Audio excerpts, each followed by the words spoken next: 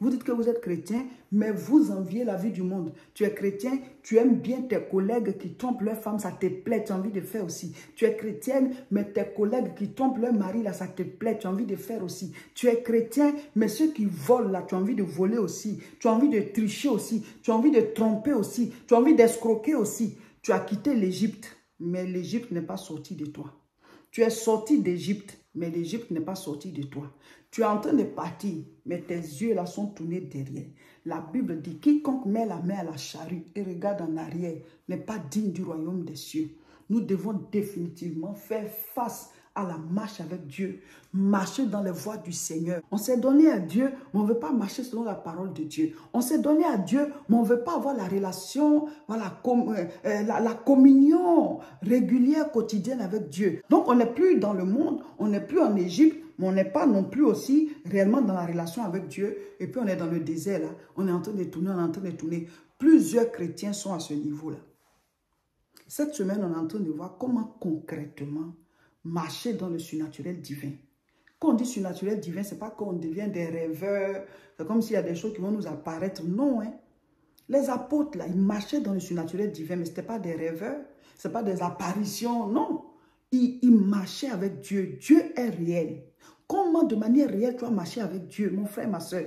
Tu dois vivre en fonction de la parole. Et durant toute cette semaine, on va expliquer. Dans tous les domaines de vos vies, vous devez appliquer la parole. Tu raidis le coup, tu vas mourir dans le désert. C'est-à-dire quoi? Ta vie ne rentre pas en plénitude et tu restes là jusqu'à ce qu'un jour, bon, tu vieillisses et puis tu meurs. Et puis tu te rends compte que tu aurais pu briller plus que ça. Tu aurais pu avoir mieux que ça. Mais non, parce que tu n'as jamais voulu te séparer de certaines choses. Tu n'as jamais voulu définitivement marcher avec Dieu. Tu aurais préféré rester dans le monde alors que tu t'es donné à Dieu. C'était comme ça le cas d'Israël.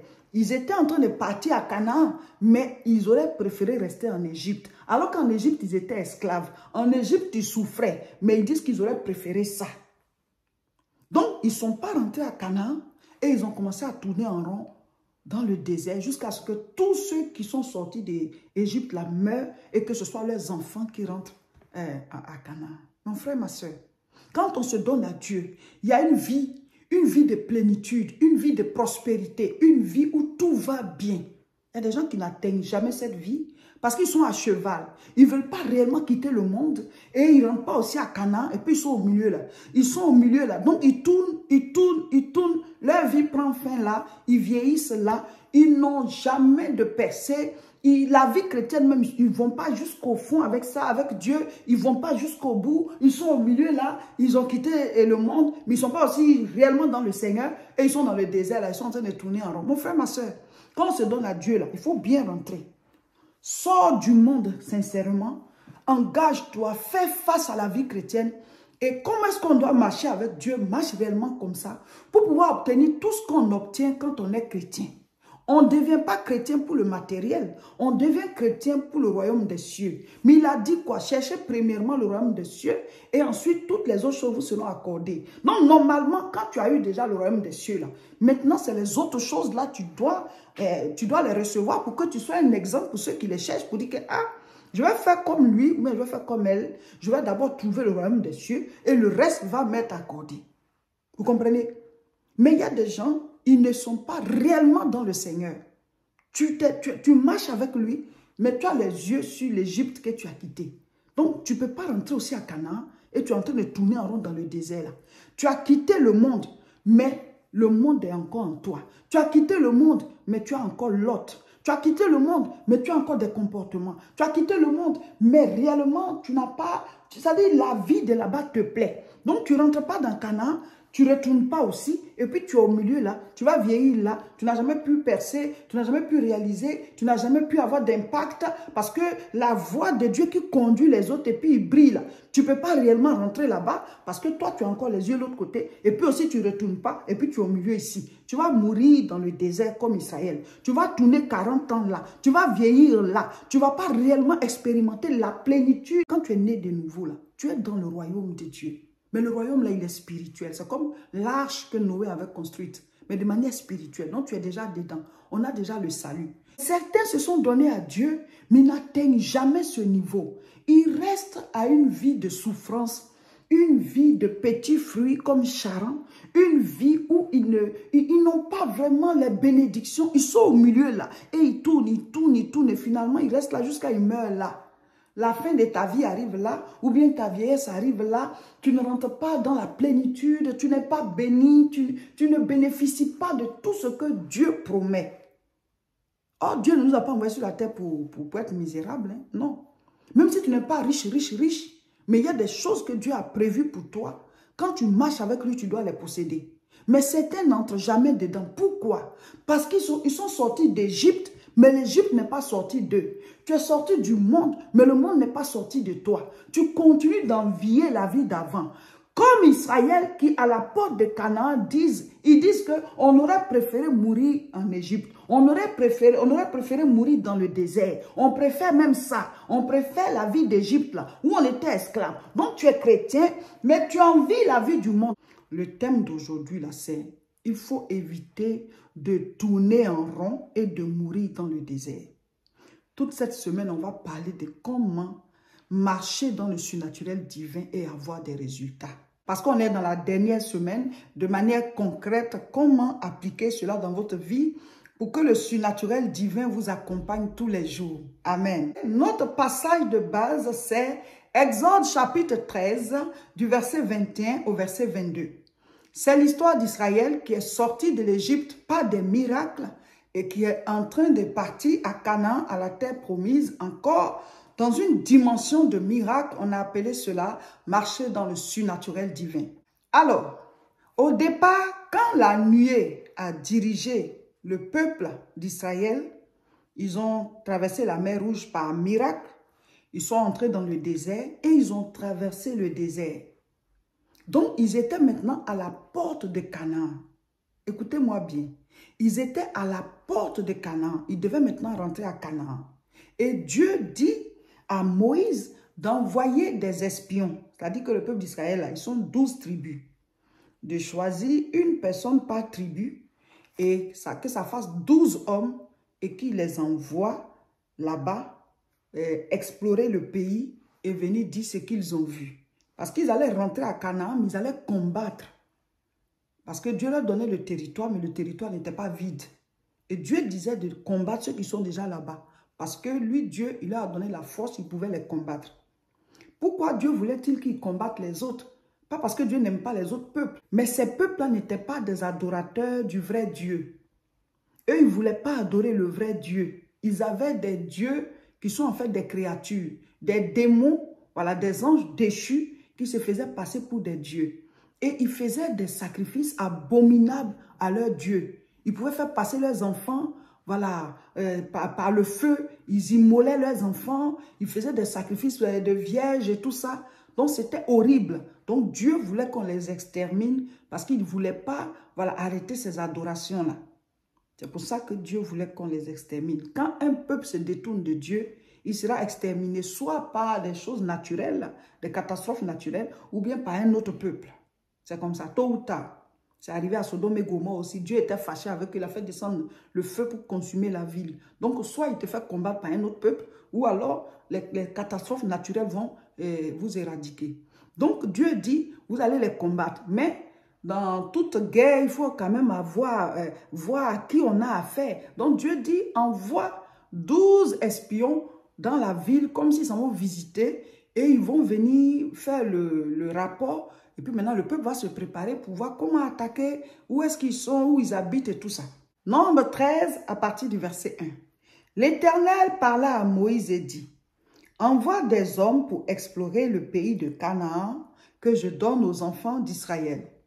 Tu enverras un homme de chacune des tribus de leur père.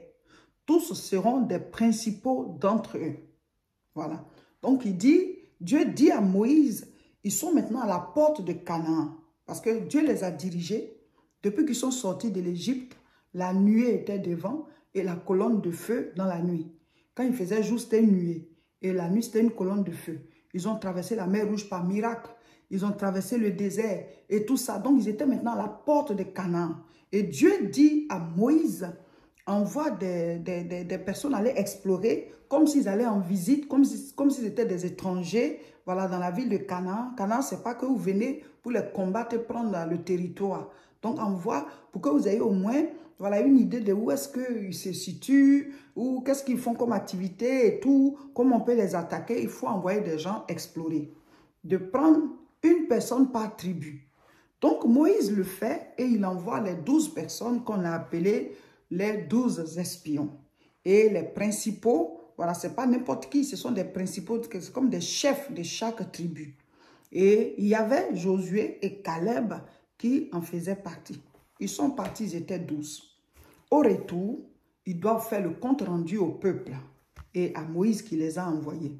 Nombre chapitre 13, nous lisons maintenant à partir du verset 26. À leur arrivée, il se rendit auprès de Moïse et d'Aaron et de toute l'assemblée des enfants d'Israël à Kadès dans le désert de Paran. Il leur fit un rapport ainsi qu'à toute l'assemblée et il leur montrait les fruits du pays. Donc ils sont revenus ils sont allés voilà, explorer la ville Canaan, là, tout le pays. Ils sont venus même avec des fruits et tout ça. Et ils sont venus maintenant faire le compte rendu à Moïse, à Aaron et puis à toute l'assemblée d'Israël. Les gens sont là, ils sont assis et ils sont en train de parler. Verset 27. Voici ce qu'ils racontaient à Moïse. Nous sommes allés dans le pays où tu nous as envoyés. À la vérité, c'est un pays où coule le lait et le miel et en voici les fruits. Parce que Dieu a dit, je vous envoie dans un pays où coule le lait et le miel. C'est-à-dire un pays prospère, un pays où il y a la nourriture, un pays où vous serez vraiment bien. Donc ils disent qu'effectivement c'est ça. Maintenant au verset 28. Mais le peuple qui habite ce pays est puissant. Les villes sont fortifiées, très grandes. Nous y avons vu des enfants d'Anak, des géants. Verset 29. Les Amalécites habitent la contrée du Midi. Les Étiens, les Jébusiens, les Amoréens, ils ont commencé à citer les peuples là. Verset 30. Caleb fit taire le peuple qui murmurait. Donc, quand ils ont commencé à expliquer comme ça, là, le peuple a commencé à murmurer pour dire on est foutu. Parce qu'ils ont commencé à dire que c'est vrai que la ville est bénie, il y a la nourriture et tout ça, mais les gens de là-bas, là, ils sont grands, ils sont forts et tout ça, ça sera difficile de les battre. Ils ont commencé à effrayer le peuple. Donc, au verset 30, Caleb fit taire le peuple qui murmurait contre Moïse. Il dit, montons, emparons-nous du pays, nous y serons vainqueurs. Verset 31. Mais les hommes qui étaient allés avec lui dirent, nous ne pouvons pas monter contre ce peuple, car il est plus fort que nous. Verset 32. Et ils décrièrent devant les enfants d'Israël le pays qu'ils avaient exploré.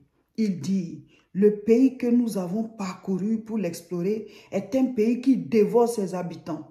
Tous ceux que nous y avons vus sont des hommes d'une haute taille. Et nous y avons vu des géants, enfants d'Anak, de la race des géants. Nous étions à leurs yeux et à nos yeux comme des sauterelles. Et regarde le compte rendu qu'ils sont venus faire. Alors, Moïse a choisi 12 personnes selon les directives du Seigneur. Et sur les 12 là, il y en a 10 qui sont en train de parler comme ça. Donc tout le peuple a commencé à céder à la panique. Ils ont oublié tous les miracles que Dieu a fait. Tout le peuple a commencé à murmurer, ils ont commencé à avoir peur, ils ont commencé à parler contre Moïse, contre Dieu. Alors, Nombre 14, à partir du verset 1. Toute l'assemblée éleva la voix et poussa des cris. Et le peuple pleura pendant la nuit. Vous, on vous a sorti par des miracles d'Égypte. 10 plaies. Et vous êtes sortis. Durant toute votre marche, il y a une nuée qui est là. Vous voyez la gloire de Dieu. Maintenant, Dieu vous dit, il va vous donner Canaan. Vous dites que non, la manière dont les gens là, ils sont forts là, vous ne pouvez pas. Et donc, les 10 personnes ont commencé à décourager le peuple. Nombre chapitre 14, à partir du verset 2. Tous les enfants d'Israël murmuraient contre Moïse et Aaron, et toute l'assemblée leur dit, que ne sommes-nous morts dans le pays d'Égypte? Ou que ne sommes-nous morts dans ce désert? Eux-mêmes, ils disent qu'on aurait préféré mourir en Égypte ou bien on aurait préféré mourir dans le désert ici. Verset 3. Pourquoi l'Éternel nous fait-il aller dans ce pays où nous tomberons par l'épée, où nos femmes et nos petits-enfants deviendront une proie? Ne vaut-il pas mieux pour nous retourner en Égypte? Vous êtes à la porte de Canaan, mais vous avez peur à cause du compte rendu que les autres ont fait. Que les gens qui sont là-bas, ils sont forts, ils sont géants, ils ont une certaine taille. Mais vous avez oublié que Dieu a divisé la mer Rouge. Vous avez oublié qu'il vous a fait traverser le désert. et qu'il a été avec vous. Il a vaincu les Égyptiens pour vous. Maintenant, vous êtes à la porte de Canaan. Au lieu de rentrer, vous regardez ce qu'ils sont en train de dire. Ils disent qu'ils auraient préféré mourir en Égypte ou bien mourir même dans ce désert. Pourquoi Moïse, Aaron et puis Dieu, ils osent même ajouter le nom de Dieu? Pourquoi l'Éternel les a-t-il fait monter jusqu'ici pour que les enfants deviennent des proies entre les mains des gens là? C'est comme si Dieu n'est pas intelligent. C'est comme si Dieu n'a pas fait un bon choix pour eux. Ils ont commencé à se rebeller, pas seulement contre Moïse et Aaron, mais aussi contre Dieu. Vous voyez? Donc, l'analyse qu'on fait ici, là, c'est que Israël est sorti d'Égypte, mais l'Égypte n'est pas sortie de lui. Vous préférez être esclave que de vous battre pour avoir votre territoire à vous. Vous dites, on aurait préféré mourir même en Égypte. En Égypte, vous étiez esclave. Vous étiez en train de puiser l'eau pour les autres, construire leur maison. Vous êtes en train de les servir. Et ils vous frappaient. Vous étiez asservis dans la souffrance. On vous a sorti de là. Par une main puissante, avec des miracles. Vous dites aujourd'hui que vous auriez préféré rester là-bas. Vous auriez préféré mourir là-bas. Même mourir même dans le désert était mieux. Dieu dit, ainsi soit-il. Comme vous avez préféré mourir dans le désert, on va se retourner dans le désert. C'est à cause de ça qu'Israël s'est retourné. La nuée a pris la direction. Ils se sont levés, ils ont commencé à suivre ça. Et ils ont fait le tour. Dieu a décidé que tous les adultes qui sont sortis d'Égypte et qui sont en train de murmurer là, ils vont tous mourir dans le désert puisque c'est ce qu'ils ont préféré. Dieu voulait même laisser tomber tout le peuple. C'est Moïse qui a plaidé. Moïse dit, les gens vont se moquer de nous pour dire que tu nous as sortis d'Égypte, tu es venu nous tuer ici. Donc, aie pitié. Donc, Dieu dit, ok, je comprends, j'accepte, hein, ok. Mais tous ces adultes-là, ils vont tous mourir dans le désert parce que c'est ce qu'ils ont dit. C'est ce qu'ils ont dit. Ils vont mourir dans le désert et c'est leurs enfants qui vont rentrer. Donc, la nuit a commencé maintenant à bouger. Ils ont suivi. Oh, ils étaient à la porte de Canaan. Je lis. Nombre chapitre 14, verset 4. Écoutez, et ils se dirent l'un à l'autre, nommons un chef et retournons en Égypte. Waouh! Et ils veulent maintenant laisser Moïse et puis Aaron. Avec la nuée qui est là, on peut faire rébellion. Donc ils disent, on va laisser Moïse et puis Aaron, on va nommer un chef et puis nous, on va se retourner en Égypte. Égypte, où on vous a sauvé de l'esclavage. Eux, ils vont se retourner en Égypte. Donc, nommons un chef et retournons en Égypte. Verset 5. Moïse et Aaron tombèrent sur leur visage en présence de toute l'assemblée réunie des enfants d'Israël. Et parmi ceux qui avaient exploré le pays, Josué, fils de Nun, et Caleb, fils de Jephuné, déchirèrent leurs vêtements. Quand le peuple a commencé à parler comme ça, Moïse et puis Aaron sont tombés sur leur face. Et les 12 qui sont allés explorer, là, il y en avait 2 dedans, Caleb et puis Josué, là, eux, ils sont spirituels. Mais les 10 autres là, qui disent au peuple, ouh, ils vont nous tuer là-bas, oh, les gens là, ils sont trop forts. Donc, Josué et puis Caleb, là, eux, ils disent, non, l'Éternel est avec nous. Donc, eux aussi, ils ont déchiré leurs habits pour dire, on est en train de pécher contre Dieu. On n'a qu'à choisir un autre chef, on va partir. Ils ont oublié que c'est l'Éternel qui est leur chef. Ils ont oublié qu'ils suivaient la nuée. Ils ont oublié qu'ils étaient dans le surnaturel. Ils n'étaient pas naturels. Ils étaient dans une autre dimension. Donc, quel que soit le danger qui était devant eux, si Dieu dit, vous pouvez, ils n'avaient qu'à compter sur Dieu et avancer. Donc, Josué et Caleb, ils ont déchiré leurs vêtements. Moïse et puis Aaron sont jetés sur leur face pour montrer qu'on est en train de déconner là, les gars. On est en train de se rebeller contre Dieu. C'est pas ça ce qu'on est en train de faire. Ce que vous êtes en train de faire là, c'est pas bien. Mais ils n'ont pas écouté. Maintenant, Moïse, Aaron, Josué et Caleb, ils essaient maintenant de raisonner le peuple. Eux, ils donnent aussi d'autres arguments. Nombre chapitre 14, verset 8. Eux, ils parlent maintenant. Si l'Éternel nous est favorable, il nous mènera dans ce pays et nous le donnera. C'est un pays où coule le lait et le miel. Seulement, ne soyons point rebelles contre l'Éternel. Ils n'ont plus d'ombrage pour les couvrir. L'Éternel est avec nous, ne les craignez point. Toute l'assemblée parlait de les lapider. Vous voyez? Eux, ils essaient de les raisonner. Toute l'assemblée, là, ils disent qu'on va vous lapider, vous 4, là. Moïse, Aaron, et puis Josué et Caleb, là, on va vous lapider parce que c'est vous seuls qui êtes dans une autre réflexion. Nous, on dit on va retourner. Même s'il faut mourir dans le désert, c'est mieux. Vous voyez, quand l'homme veut se détourner de Dieu, quand on oublie les bienfaits de Dieu dans notre vie, quand on oublie les bienfaits de Dieu dans notre vie, quand on commence à se rebeller contre Dieu, c'est ça qu'ils étaient en train de faire. Mais Dieu arrive, il va parler maintenant. Nombre chapitre 14, à partir du verset 1. Et l'Éternel dit à Moïse, jusqu'à quand ce peuple me méprisera-t-il? Peuple court raide là. C'est ça, c'est eux que Dieu appelle comme ça. Jusqu'à quand ne croira-t-il pas en moi, malgré tous les prodiges que j'ai faits au milieu d'eux? Je le frapperai par la peste et je le détruirai. Mais je ferai de toi une nation plus grande et plus puissante que lui. Plus grande et plus puissante que lui. Moïse dit à l'Éternel, les Égyptiens la prendront, eux du milieu desquels tu as fait sortir ce peuple par ta puissante main. Donc, Moïse est en train de plaider pour dire non, Seigneur, parce que Dieu a entendu tout ça. Il dit, bon, il va tuer tout ce peuple-là. Et puis, il va utiliser Moïse maintenant pour faire encore un autre peuple. Mais ça va prendre du temps. Donc, Moïse même, il ne veut pas que Dieu les tue. Donc, Moïse a commencé à plaider pour dire, ah, tu as fait une puissance, c'est par la puissance que tu les as sauvés, tu nous as sortis d'Égypte. Et puis maintenant, ils vont apprendre que tu nous as tués, nous tous là. Ils vont se moquer, ils vont dire, voilà, Dieu n'a même pas pu les conduire à bon port. Il les a tous tués. Donc, ne fais pas ça. Donc, finalement, Dieu prend une autre décision. Suivons, vous allez voir. Nombre chapitre 14, à partir du verset 20 maintenant. Et l'Éternel dit, je pardonne comme tu l'as demandé. Moïse a plaidé pour eux. Mais je suis vivant.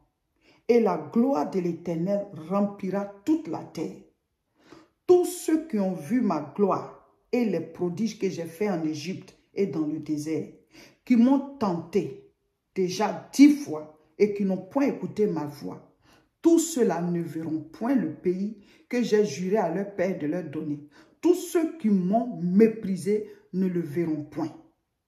Et parce que mon serviteur Caleb a été animé d'un autre esprit et qu'il a pleinement suivi ma voix, je le ferai entrer dans le pays où il est allé et ses descendants le posséderont.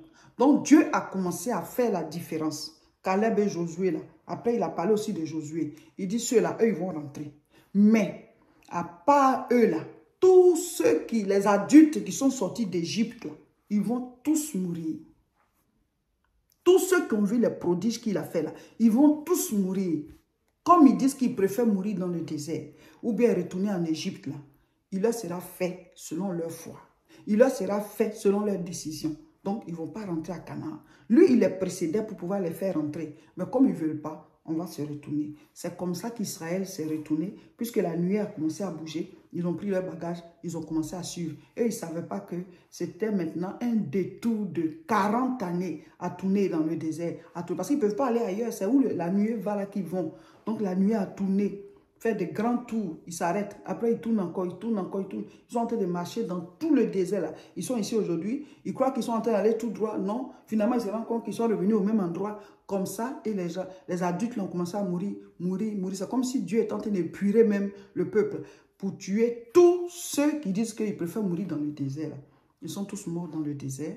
Et c'est après maintenant qu'ils sont rentrés, voilà, sous la direction de Josué et Caleb à Canaan. Et Moïse lui-même aussi, il n'est pas rentré parce que à un certain moment, le peuple l'avait tellement énervé. Dieu lui a dit, parle au rocher pour que l'eau sorte. Moïse était tellement énervé, il a frappé le rocher. Et Dieu a dit, toi aussi tu vas désobéir, tu ne rentres pas. Et donc c'est Josué et Caleb maintenant, voilà, qui ont fait rentrer. Quand Moïse est mort, Dieu a dit à Josué, lève-toi. Et a dirigé aussi, voilà, aidé aussi par Caleb. C'est eux qui ont fait rentrer le peuple à Canaan. Le sujet de prière d'aujourd'hui est, je refuse de tourner en rond dans le désert. Je refuse de mourir dans le désert. Désormais, j'appliquerai les lois de Dieu dans tous les domaines de ma vie. Donc, vous devez proclamer ça et vous devez continuer de prier pour vos 10 sujets. On est à la dernière semaine, il faut vraiment accélérer dans la prière. Il faut être à fond, mes frères, mes sœurs. La fin d'une chose vaut mieux que son commencement. Cette semaine, on va faire mini-veillée 3 fois. Demain, mardi soir, combat. La nuit, dans la prière. Mais tous les jours, on prie dans la journée, dans la nuit. Mais quand on dit mini-veille, là, c'est 1 heure. Les autres, vous pouvez faire 30 minutes, 45 minutes. Voilà, dans la journée, dans la nuit. Habituez-vous à ça. Et on va prier encore vendredi. Et dimanche soir, à la fin, là, On va faire une mini veillée personnelle chacun pour prendre la victoire de cette fin de jeûne, pour que le surnaturel divin t'accompagne. Alléluia, c'est fort, c'est fort. Aujourd'hui, nous lisons 1 Jean chapitre 2. Mettez en commentaire ce que vous avez compris. Je voudrais annoncer à tous ceux qui se sont inscrits pour la formation L'école des disciples. Ce samedi 24 septembre, il y a cours à Aubervilliers dans la même salle. 29 rue Sadi Carnot, 93 300 Aubervilliers. À 14h30, c'est les nouveaux inscrits, niveau 1. Niveau 1, vous qui venez de vous inscrire, vous qui étiez déjà inscrits, et puis on a déjà fait le premier coup avec vous, le révérend a fait le premier coup avec vous. Ce samedi, 14h30, c'est vous. Vous finissez à 16h30, c'est 2 heures de cours. Et à 17h, le niveau 2, ceux qui avaient déjà fini leur formation niveau 1, là, pour vous, c'est à 17h. Donc, samedi 24, il y a cours à Aubervilliers, ne ratez pas. Amen. Faites passer l'information. Voilà, on continue notre temps de jeûne et prière. Abonnez-vous à nos différentes chaînes. Le jeûne, là, c'est jusqu'à la gare.